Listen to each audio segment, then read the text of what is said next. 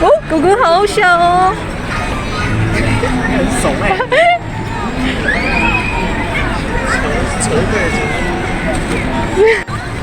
盘基的花园广场这边有一个真南瓜大阶梯，很有秋日的氛围感。小家伙抱了一颗南瓜就不肯放手了。周末的话人还蛮多的，不过这边有那种有坐垫的机位，可以拍出没有人的效果。你不跟我拍一张画南瓜的吗？宝宝，我们上面看一下要不要？上去看一下好不好？你那个南瓜一直拿着不放哦。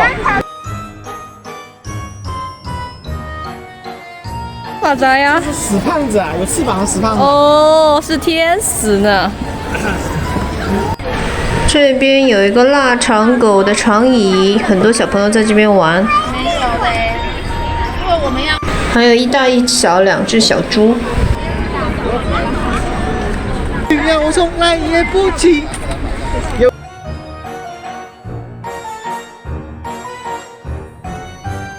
这个在视频里面有看过这种做咖啡的机器人儿，这边倒是第一次真实的看到。不过它好像里面没有装牛奶。那个现在物料不足哎。哪一个物料？看一下吧。可以是吗？动作倒是挺专业和娴熟的。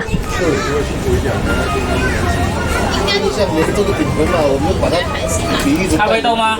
牛奶的问题，牛奶你。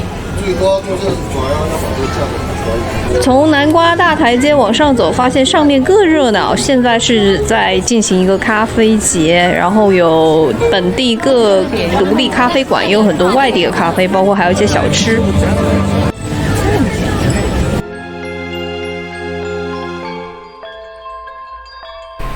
个 mini 的鲷鱼烧好可爱呀、一串一串的，很小个。聆听厦门的声音，然后可以按一个红的色按钮就可以抽奖，然后到旁边的服务台就可以领一个饮品券。